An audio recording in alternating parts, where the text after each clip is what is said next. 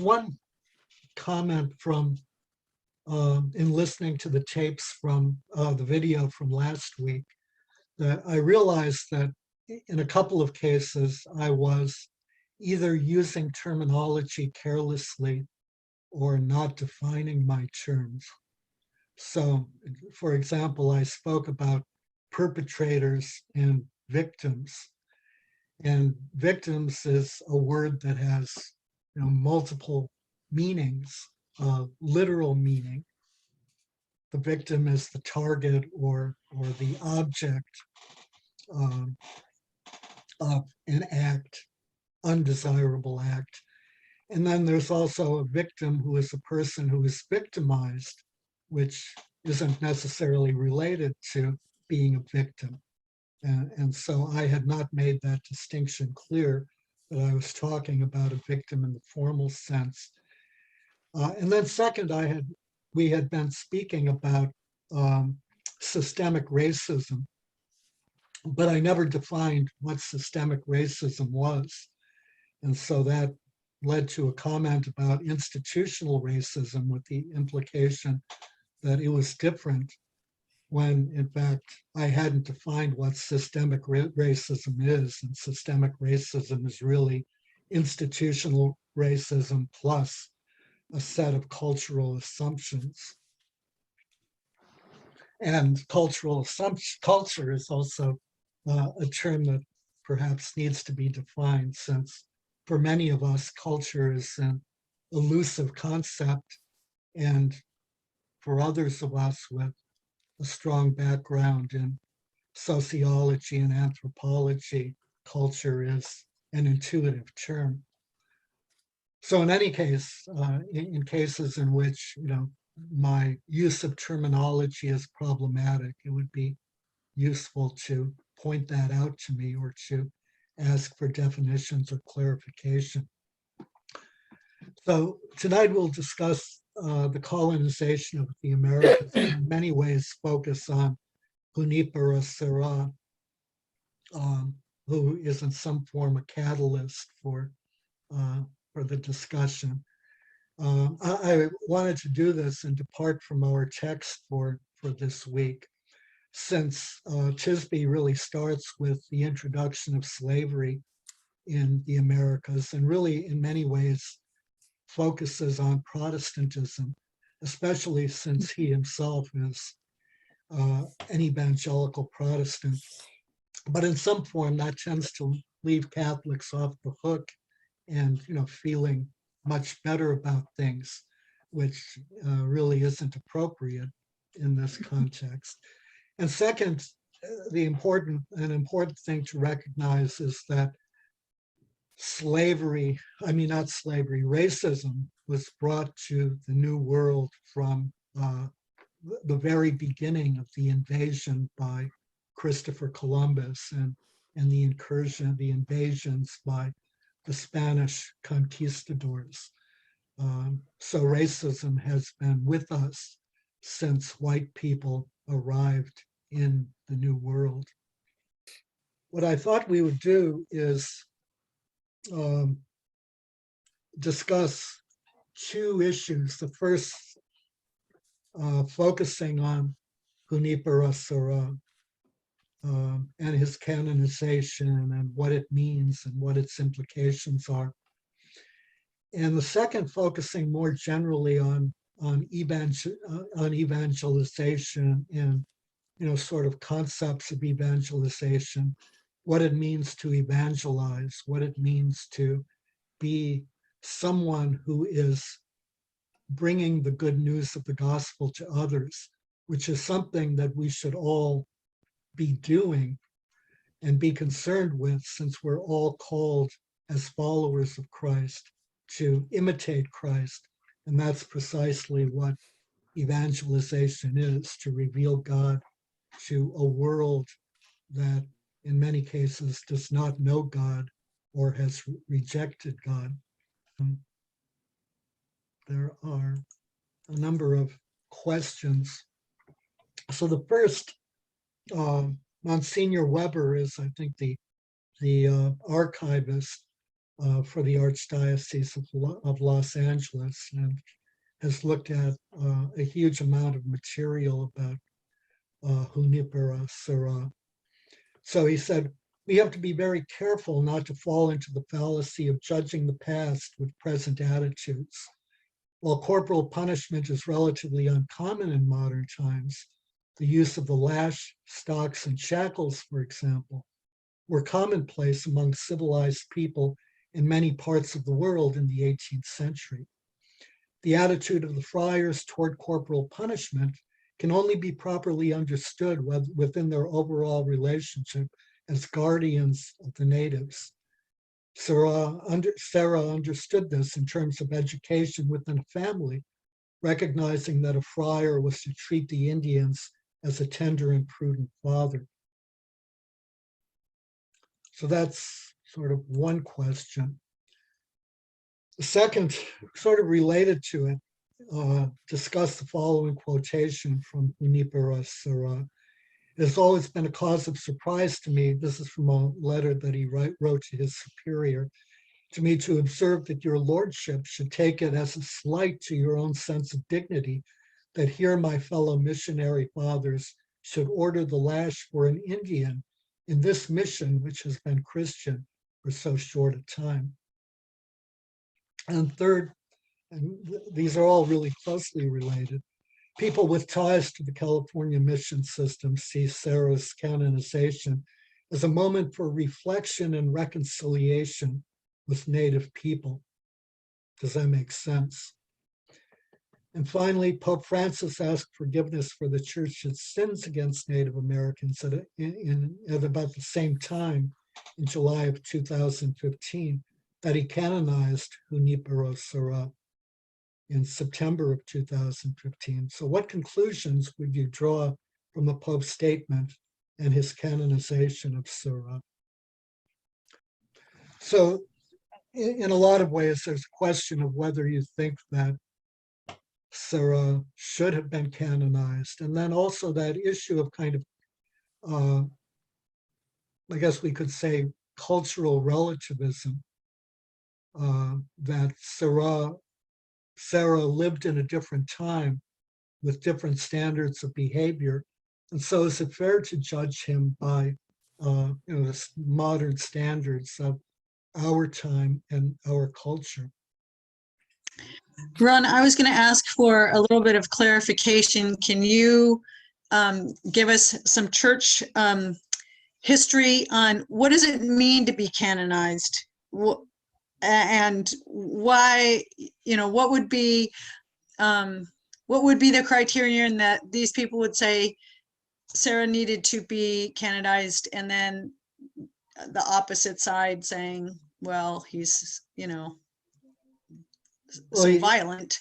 Canonization means he's a saint. Okay, but like many saints have not such immaculate histories behind them, and I'm not saying that Serra should or should not be. I'm just wondering if everybody understands what that means and kind of adds to the discussion of whether or not he should be a saint. Is it because he supposedly converted so many people? I mean, is it all about evangelization? Yeah, it is about evangelization. Okay, so that's why he's a saint then. Right. More than anything. Okay. Right. Perfect. So he brought Native Americans to the knowledge of Christ. Okay.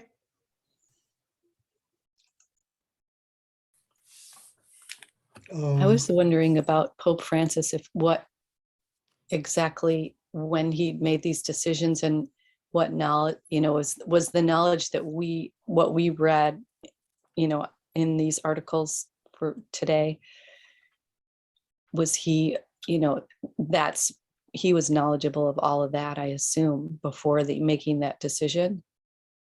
Seems to me he was beatified and venerated by Pope St. John Paul II. And so it was in many ways, although there was substantial opposition from parts of the church, from some Native American groups, all Catholic groups, although others supported it, from a number of anti-racism activists within the church. There was substantial opposition, but there was also, a good deal of support, especially from the Catholic Church in California. They actually hired a PR agency to put together kind of a booklet about the merits of Serra. So does that answer your question? Yeah, if all the information we read, which is pretty brutal in my opinion, and it sounded like it was more about they were like agents of colonization, with the crown, like that was more kind of the primary, that seemed to be it was sort of a partnership, right, in colonization. Yeah, it was kind of, I think it can be described as sort of an uneasy partnership. There was also frequent conflict between Serra and the missionaries and the state. In fact, Serra went to Mexico City to oppose state control over Native Americans, so that they remained under the control of the missionaries. And then I think after he died, there was secularization, and the missionaries became owned by the Mexican state rather than by the church, and then eventually were given back to the church once California became an American territory at the request of the first Archbishop. And what was the span of time for all of that? I mean, it's over at least 200 years. I mean, at least 100 years, right? Yeah. Didn't we acquire California as a result of the Mexican War? Yeah. And that was so in 1848 or something. So yeah. So the time span is roughly to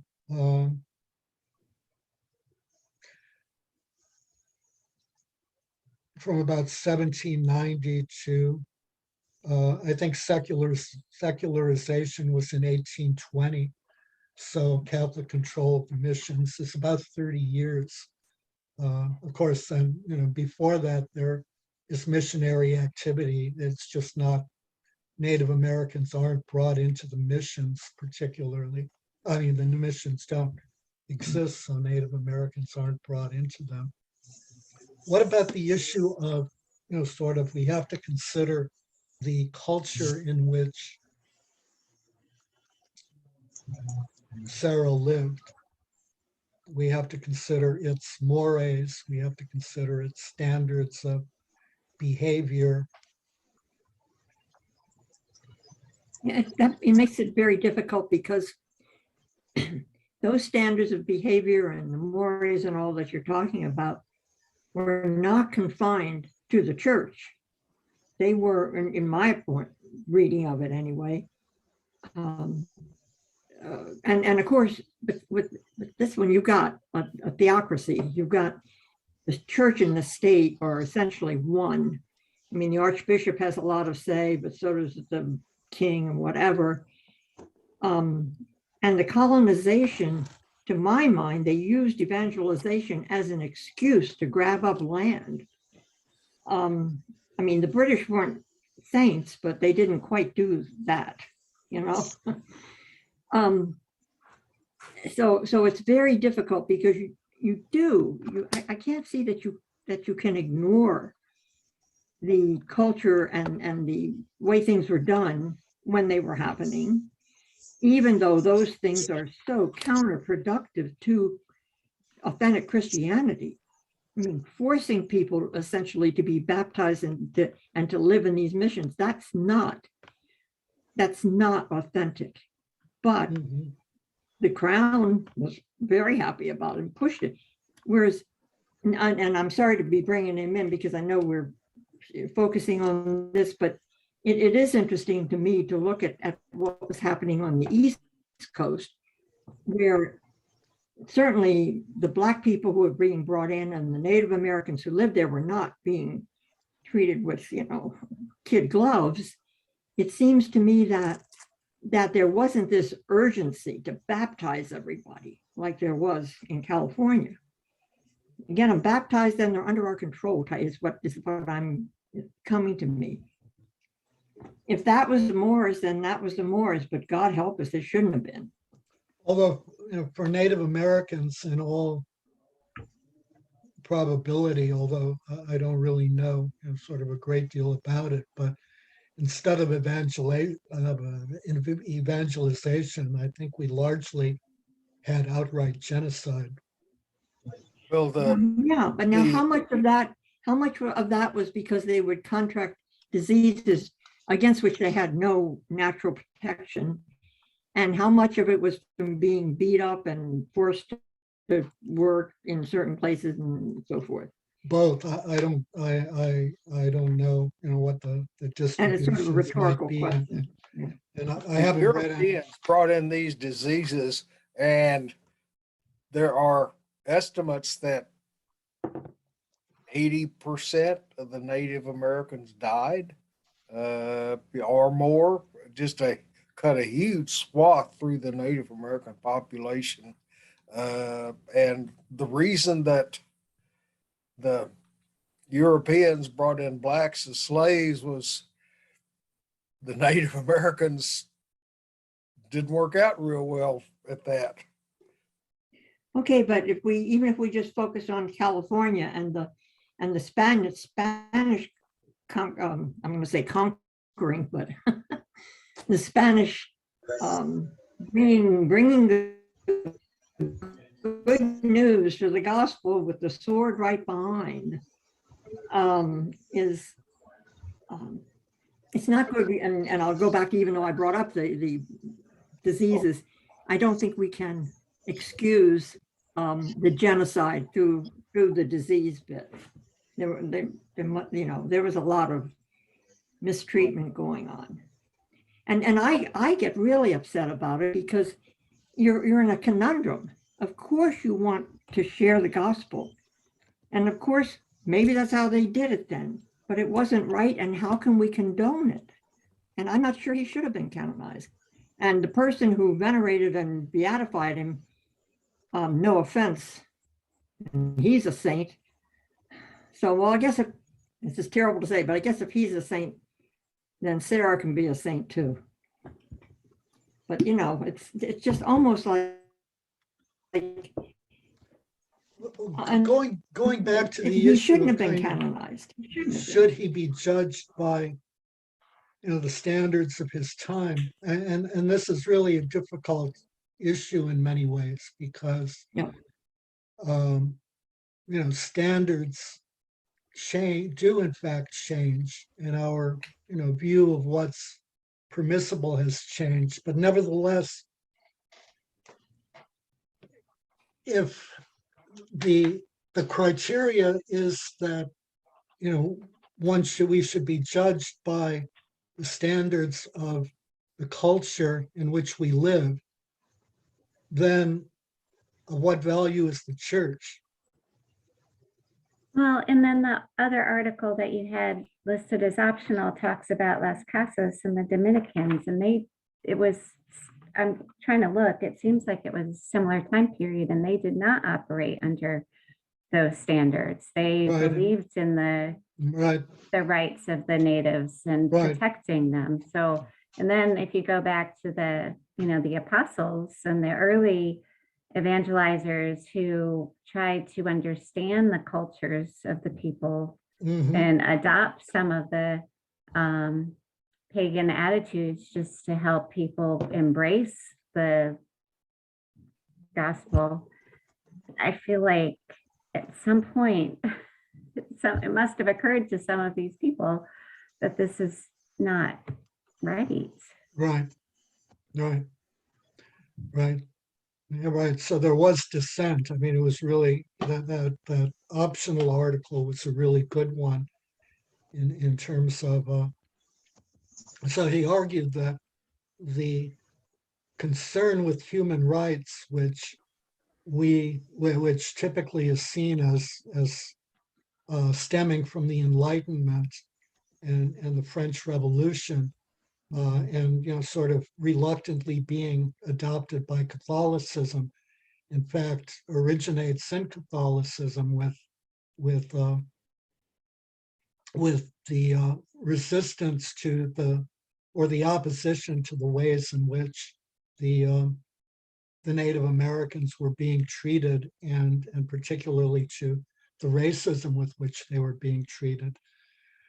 But I think we can actually even date it back further to the teaching of the fathers and to their view of evangelization, that we respect human variation, we respect dignity, human dignity. We look for the image of God in all people. We look for the imprint of God throughout the world and in all God's creation, and that God does not create garbage. This is badly derailed. There's what I guess perhaps most disturbs me. There's recently been sort of a tendency in the faith with the canonization of Serra, and the Archbishop of Zagreb was also almost canonized. Pope Francis, in a very unusual move.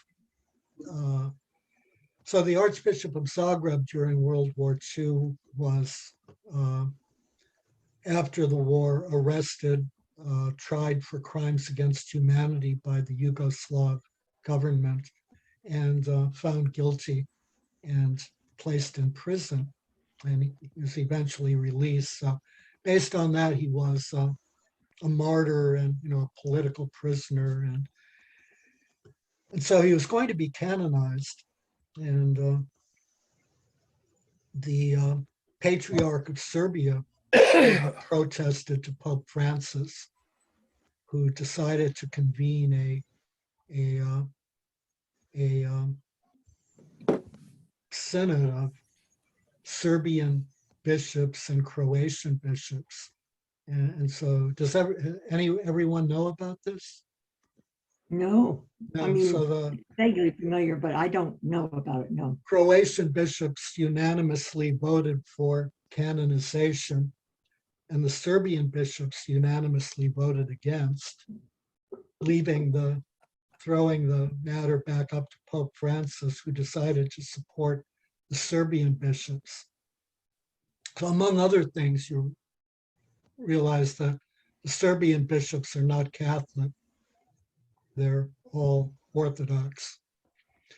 So it was a major sort of scandal and one more strike against Pope Francis. The problem is that the Archbishop of Zagreb was a participant in the murder of over 300,000 people.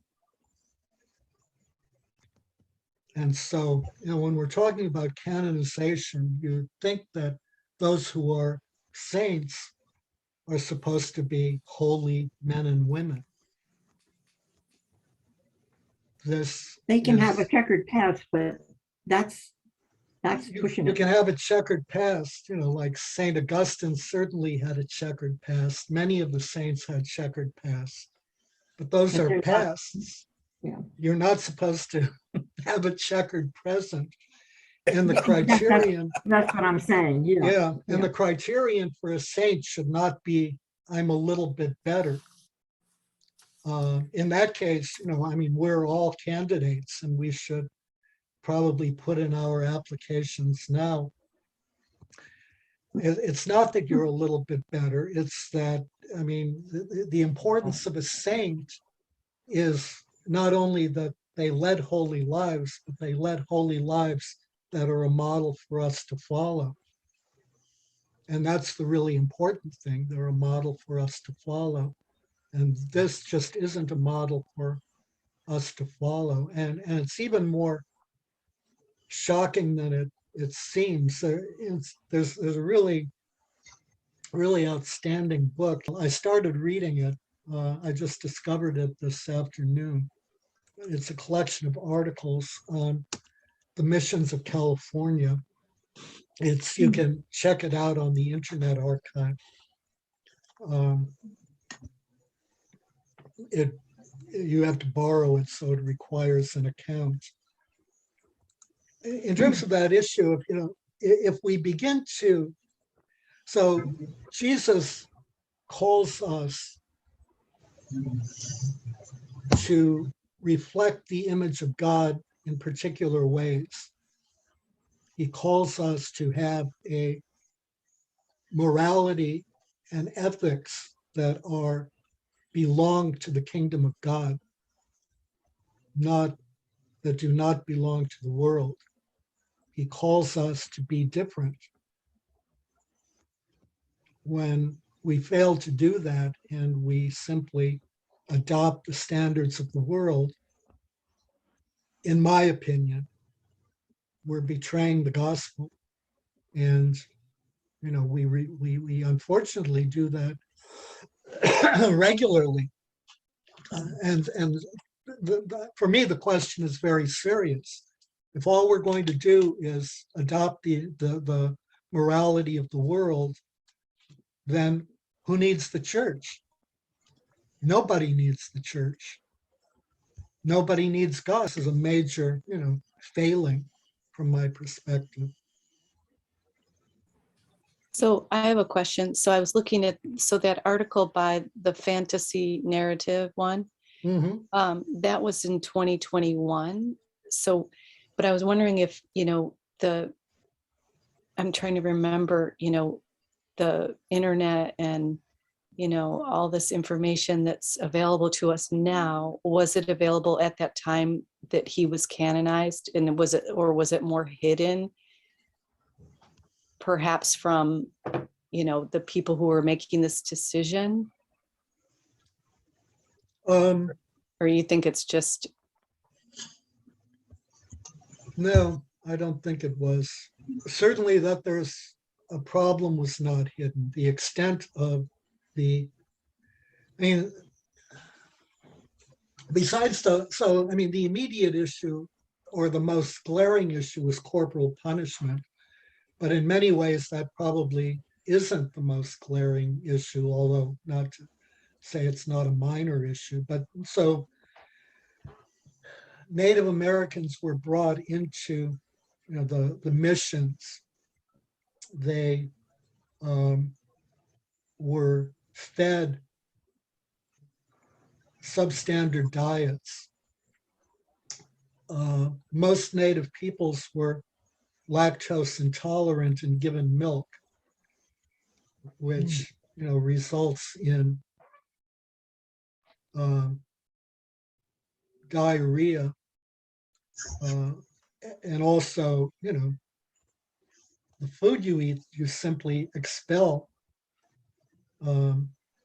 making the fact that you're being undernourished even worse. The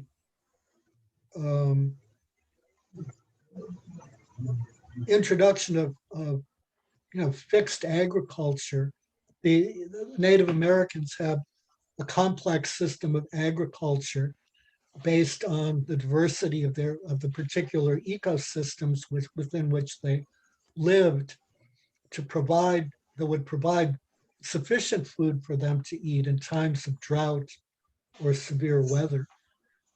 With the introduction of European style agriculture, and especially the introduction of European animals, those ecosystems became destroyed. those crops became destroyed, and they were entirely dependent on European agriculture, which was unable to feed them in times of famine or bad weather. And there's an argument that by putting them in the missions, they were being protected from the ravages of the Spanish. And the problem is that people who have studied demographics find that the birth rate in the mission systems was about half the death rate. When the missions were secularized, there was the cohort from that period experienced a strong upsurge in the birth rate. And then also the two missions that didn't bring Native Americans into the mission didn't have a severe disparity between death rate and birth rate as those missions that did. So what we're really talking about here is both overt and subtle genocide. We're talking about, in terms of, say, lactose intolerance and underfeeding, where we're talking about basically, what we would today describe as neglect, not noticing that you, because you don't care enough. And the result is that people die. And then we're talking about, simply overt genocide, the use of corporal punishment and brutality against people. Did this same kind of thing happen in South America and where the Spanish were colonizing or is it because they had these Franciscan friars with them in the Mexico, California area? I don't really know a great deal about the colonization of South America. I don't know that the mission system was really introduced very extensively. Yeah. My general sense is that native populations were left much more intact than they were in the Americas. I mean, there are still— that's my feeling too, but I wondered. There are still large number. I mean, the number of Native Americans in the United States and Canada is, extremely small, and especially when, the estimates of the population of America and Canada, for the entire area. I mean, they're all over the place, but they vary between somewhere around 500,000 to several million people. And, there are not very many left today. It's true. So it's just a genocide on a huge scale. And then, we don't begin to talk about the, conflicts, the extermination of Native Americans in the, by the English. And we have this view of the Pilgrims as being, really nice people, which they weren't. I mean, we're not studying them, although, we should. Our evangelical brethren have, recently turned to Pilgrim studies to show that the Pilgrims were a godly people, and one more basis for foundation of America as a godly nation. But they were, very not very godly. And Thanksgiving, which we celebrate as kind of this feel-good experience with Native Americans, was actually first celebrated when they came back from slaughtering Native Americans in what is now Mystic, Connecticut. So First, they fell on their knees and then on the Aborigines. mhm. So not a pretty picture. No, not.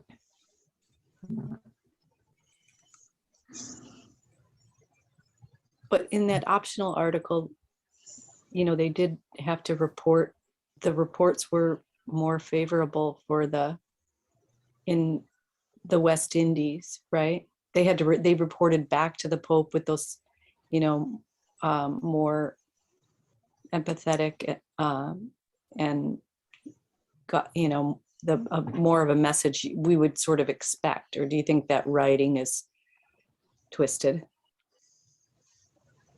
No, I think it's accurate, but I think, you know, it's only one group of friars.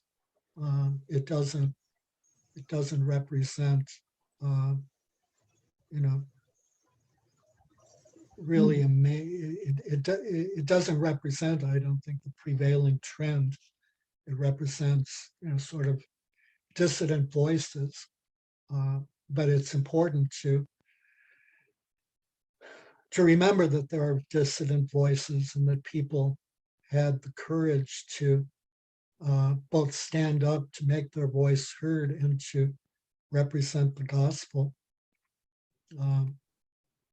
And in many ways, you know, Haiti in particular has, you know, which was one of the original sites of Columbus's landing, has really never recovered from the devastation of Columbus and then the Spanish occupation and then its subsequent history.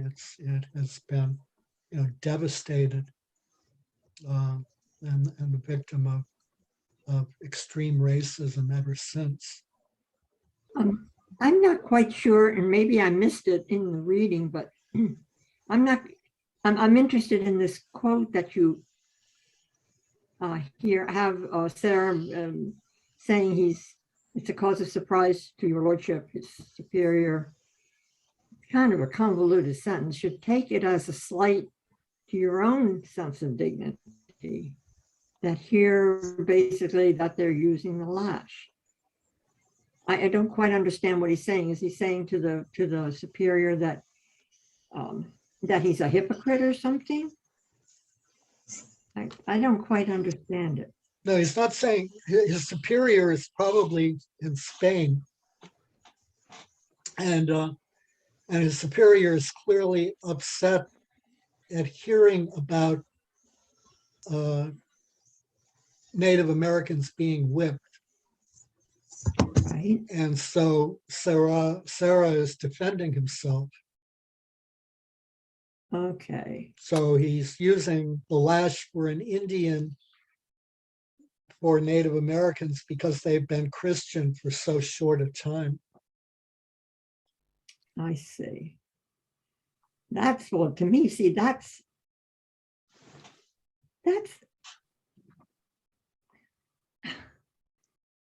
in other words, if they were Christians longer, they would be meek and humble and wouldn't need the lash. Is that the idea?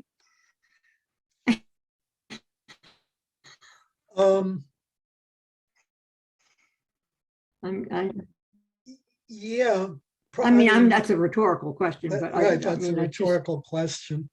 The superior should have told him in no uncertain terms to stop beating them. That's what his superior should have done. Hindsight, but still. Yeah, I don't know how his superior responded, and whether it would have made a difference particularly. True. The notion that we can force people is, in many ways, actually, started with the conquest, with the evangelization of the outside of the Roman Empire, where getting a king to convert led to the forced conversion of all of his people, and that was seen as acceptable. But we also see sort of traces of it today, where in America, where there's among particularly among evangelical Christians, there's, really a strong movement to bring back prayer in public schools with, this notion that we're going to force people who are Hindu and people who are Buddhist and people who are Muslims and people who are agnostics and people who are atheists to pray. And, that that's going to accomplish something, and that somehow God is glorified by the fact that we're disrespecting who people are. I agree with you. Shouldn't happen. So, that spirit is very much alive and well with us today. Second set of questions, which are sort of more general. The first question is discuss Jonathan Cordero's argument that the evangelization narrative privileges the colonization narrative. Second, the missionaries focused on saving the souls of Native Americans, and in the service of salvation relied on corporal punishment. Do you see any problems with the focus on saving souls? And then contrast saving the soul with David Lantigua's summary in that optional reading of the message of Anton Montesino and the Dominican friars. Preaching the gospel peacefully would become inseparable from defending the freedom and rights of those who received it. The evangelization narrative privileges the colonization narrative. What about that? So he's saying that evangelizing, bringing souls back to the church, essentially justifies all the means. That if that's what your goal is, then it's okay to be forceful, and hence you're also promoting the colonization, right? The people who are in control are right. Yeah. And but also it's kind of there's also an element of it being a smokescreen, because the missions were not primarily spiritual centers. They were places where people were put to work and were exploited and were the missions and the presidios, were forts where the soldiers were, and that they just marched up kind of hand in hand. Right. And they marched hand in hand. Right. They used the evangelization as an excuse to conquer. I mean, they weren't. I'm thinking of that gospel where Jesus sends the people, the apostles, the disciples out 2 by 2, and he tells them, you don't take a lot of stuff with you. You accept what you receive. You share the word of God, and if they don't want to hear it, you leave. You can shake the dust off your feet, but you leave. You don't stand there beating them over the head saying you have to accept this. Right. That's the model of evangelization. You're sincere and you want it, but you don't force. And this, they use the forcing, the evangelization was forced so as to colonize. One of the things that I was sort of thinking about, and I don't know whether there's whether this is in fact, sort of what happened, but one of the things that sort of happens, and it may be more common now, is that the Bible, the New Testament, is often interpreted literally in ways in which, it one both shouldn't be and nobody could have imagined it would be. And, certainly Jesus didn't intend it to be. So in the missionary discourse in Matthew, Jesus says, and do not fear those who kill the body, but cannot kill the soul. Rather fear him who can destroy both soul and body in hell. So I'm wondering, if with an extremely literalist interpretation, you end up, so there's this view that we're saving souls, right? And so the purpose of everything is that a soul goes to heaven. And whatever you can do to get a soul to go to heaven is acceptable because it's good to go to heaven. So, there's this separation of body and soul, which is very much with us today. If anyone sort of knows about the heresy in the early church, that's actually a repetition of the Gnostic heresy, which is a sharp separation of spirit and matter.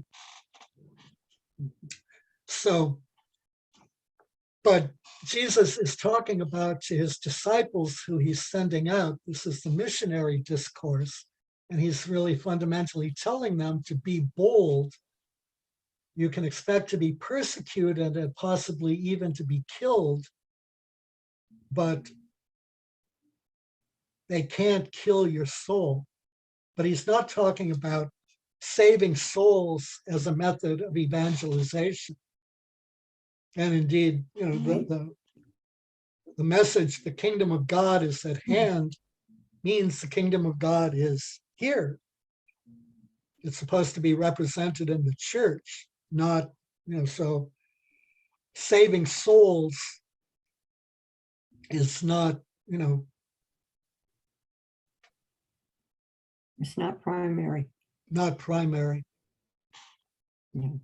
That whole idea of saving souls came into church, being part of church parlance and whatever, somewhere along the line, I guess, and I have no idea where or how, but when I grew up, that was the whole thing, save your soul. Your body could lie there in poverty, you could have nothing to eat, and you just had terrible living conditions. But that's all right. You're saving your soul, or we're saving your soul. Right. When I was growing up, that was really the only thing that mattered, to save your soul. And you have to save your soul. It isn't like you turned your life over to God and said, help me. No, God's sitting up there counting off how much good stuff you're doing to save your soul. Thank God for Vatican II. But, and the underlying problem, saving your soul is really a major focus of Christianity in America today. That's what evangelical fundamentalism is all about. And the basic problem in sort of Catholic theology, when there's an emphasis on saving souls, is that you don't know whether one's soul is saved or not. Remember, the Catholic doctrine of salvation has always been that we're saved by the cross, that we are being saved by our attempts at sanctification, and we will be saved if we persist to the end. And so there's a recognition that salvation is not known. The state of one's soul is not known. And ultimately that God is the judge. One of the appealing things, about evangelical, especially white evangelical fundamentalism, is that it's known whether you're saved or not. You just, have to let Jesus into your heart, and it's done. Whereas the Catholic view is you accept Jesus, you accept the gift of faith, but then you have to live it out. It's not a given just because you accept, as it is in the evangelical. you have to live it out. It's like what James says, what good is faith without works? Mm-hmm. So if you're not living that faith, that relationship that you bought into, so to speak, then, but you're not earning anything. Everything is a gift from God, but you live in that love that God gives you, and you live it out among others. Not a given. Right. What's striking, even just taking alone the corporal punishment issue, is that, in that quotation from Sarah, they're new Christians. So therefore, we have to, sort of beat the faith into them when they step out of line. Well, and it was evidence it didn't work, right? Because once this was all said and done, they didn't stay with the church. There were Right. very few Native Americans left Right, with the church. right. Right. Native Americans are, ironically, one of the least Christianized segments of the population. And it's an interesting disparity given the focus on evangelization among both the evangelical fundamentalist church and the Catholic Church, and as well as many Protestant denominations. A really striking disparity, and the reason for it is really colonialism and genocide. Does everyone know about the Canadian schools? Yeah. That's been in the news recently. Yeah, I'm just going to say, didn't we have them in this country as well? In the northern part of some of the northern states, did we not have similar schools? There was one in the Pacific Northwest that was talked about amongst some of the articles about the Canadian boarding schools that the Archdiocese is looking into. the Canadian schools were modeled after the American schools.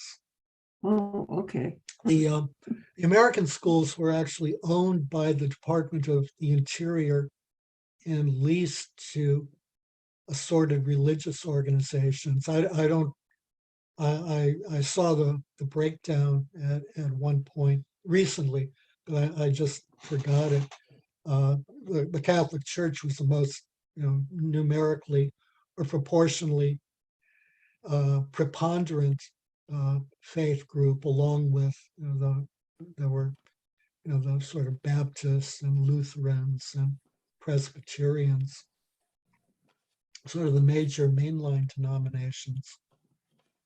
But so the Department of Interior is preparing a report on the deaths investigating the deaths in Native American schools, which is expected to be released probably in March or April, so later in the spring. And it's expected to be tragic, as bad or worse than the Canadian schools. It'll be interesting to see how much of the abuse is due to the fact that perhaps the Interior Department did not supply materialistic, support, food, so whatever, and how much of it is a particular congregation or order of nuns or priests or whatever might have been a little overzealous in being, like you need to be constantly abused so you stay in line. Mm-hmm. Right. So what about this issue of saving souls?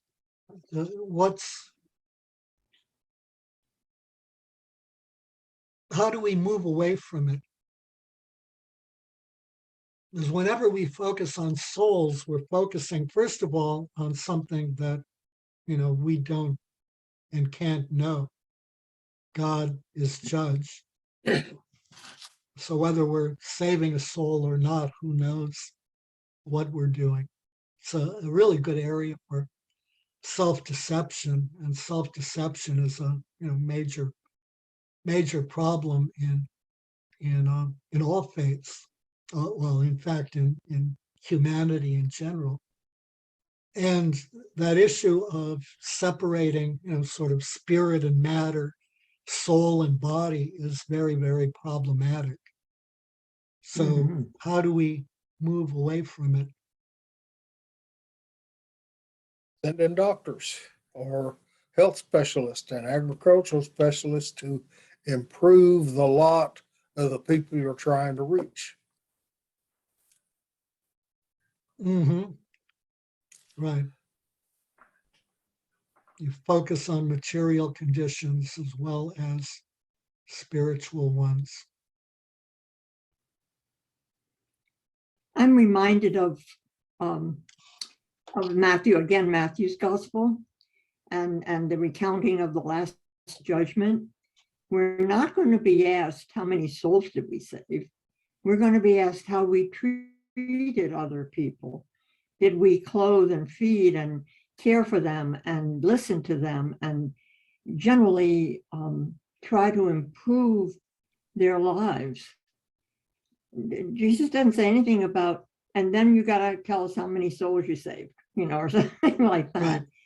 So Right. it's how that got so distorted over the centuries. Is what he said is, what you've done to the least of these, you've done to me.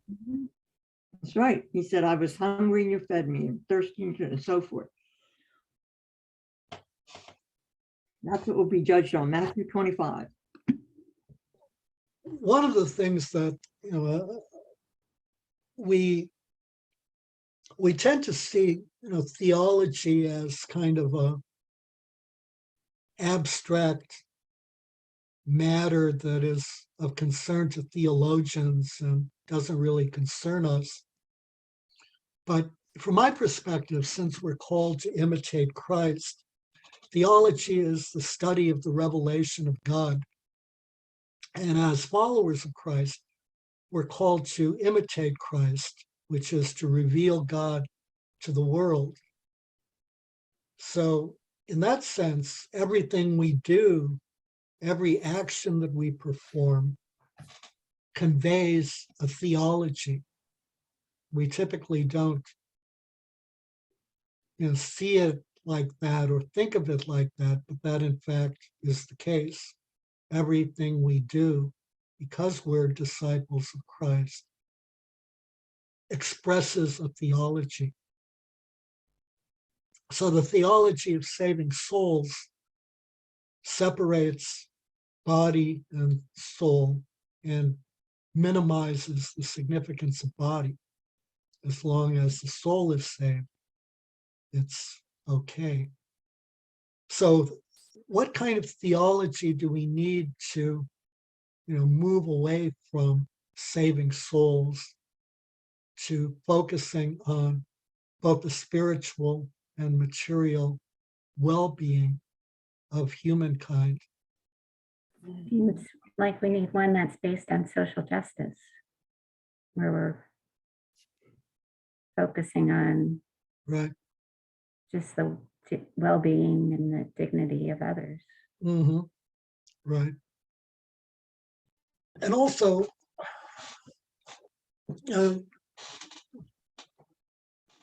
Pope Benedict had written about the damage done by an excessive focus on, an exclusive focus on the theology of salvation and a minimization of the theology of creation.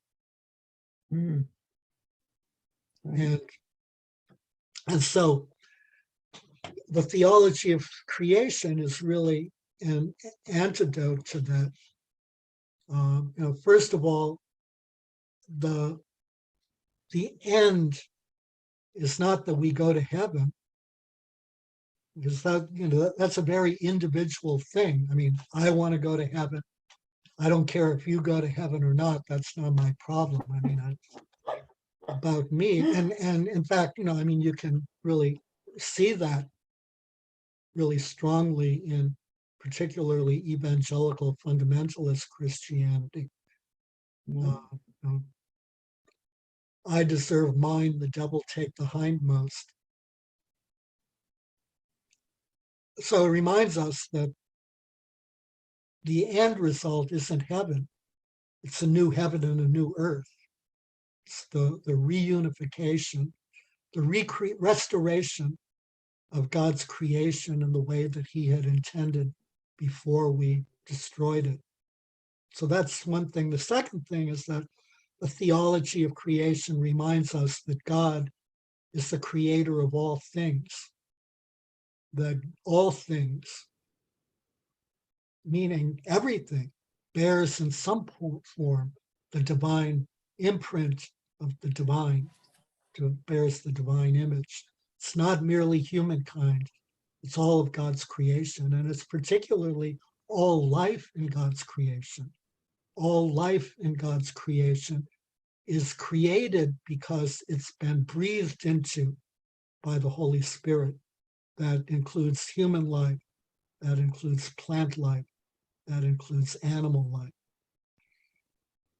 And so when we see ourselves as a part of something, when we don't see ourselves as having exclusive, control over it, when we recognize our place within God's creation, that we're interconnected to every part of God's creation, that all of God's creation gives glory to God. All of God's creation has been created to give glory to God, not for us to use, abuse, and mistreat. Once we begin to internalize that, we recognize that we're ultimately, as individuals, insignificant. It's ultimately about God. God is the focus. God's glory is the focus. The fact that God has created life is the focus. And so, if we move away from salvation and going to heaven and move to the theology of creation, then we can begin to feel our connection with others around us, begin to feel our connection with the world around us, begin to value and to treasure the beauty that God has placed around us, the enormous complexity of ecosystems, the wonder of life in all of its forms, even the forms that we don't like spiders and wasps and snakes and snails and slugs. I mean, just amazingly complex creatures who each in their own way is extraordinarily beautiful. No argument there. A really good thing to read is St. Francis's Canticle of the Creatures, or Canticle of Brother Sun, and just sort of read it and spend some time contemplating it. As he hails the sun as brother and moon as sister, he feels an intimate connection with them. We're connected to every part of God's creation, and none is useless. Right. And that's the Native Americans, based on their philosophy as well. They could have learned from them. It's too bad it didn't happen. Mm-hmm. There must have been some, I mean, there was some, but it's just more than unfortunate. Yeah, I mean, there was an enormous amount to learn that could have been learned. There were enormous ways in which Native American spirituality could have been easily incorporated into Christianity. Mm. And but the, I mean, the basic problem is that they were seen as barbarians. They were seen as not really having very defined social structures or meaningful lives. The Western civilization was seen as sort of the model that everyone had to follow. So agriculture had to be done in Western style. Everything had to be done in the way that supposedly civilized people do it. I mean, obviously, the result leaves you wondering, who are the barbarians here? Yes, no kidding. The underlying problem, is that we're facing not only a problem of racism and of an enormous upsurge of racism, or reemergence of very blatant racism in our own country, and the new rise of authoritarianism in parts of the world. But we're also facing an ecological crisis. Mm. We're approaching a point, quite possibly, at which our planet is not going to be able to survive. And in that case,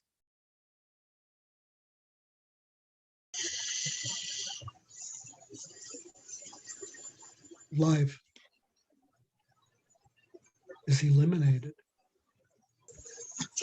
I was noticing some parallels with the very last quotation that you had about the Dominicans preaching peacefully, and how that related to our first examination of incorporating the native cultures as the early Christians started to spread the gospel, and incorporating the pagan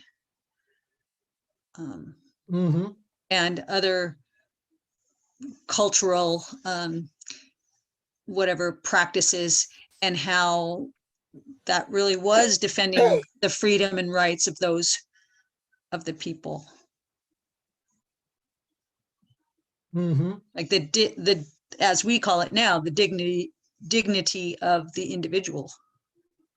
Right. Too bad we didn't have more people that were preaching the gospel and using words when necessary. Like St. Francis said, yeah. Yeah. What happened to that kind of Franciscan? That's right. Yeah. The link that the book, the Missions of California, A Legacy of Genocide, I highly recommend reading it. It has really a lot of very good demographic data, historical data, a lot of data drawn from the records of the missions to the extent that they were available. So it's and a lot of information from archaeological digs, and so a lot of good, really solid information on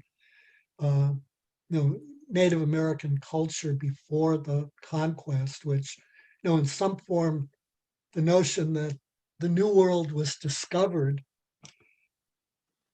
kind of implies that there are these people here who didn't actually know that they existed because they hadn't been discovered. And so white people came and discovered them. And now they know that they're in existence.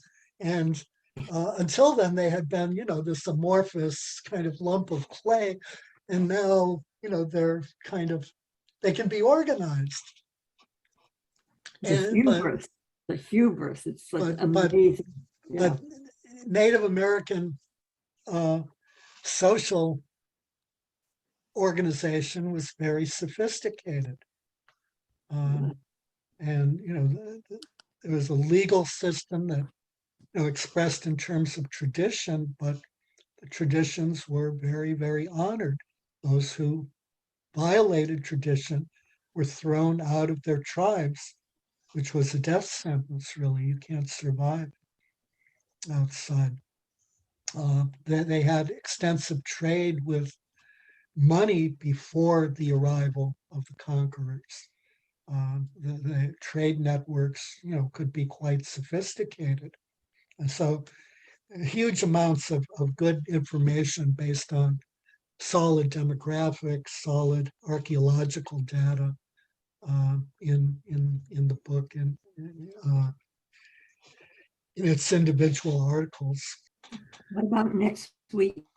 So next week we'll do chapter 2 of the Tisbe book. So we'll actually get back to the text and then follow it for the remainder of the class.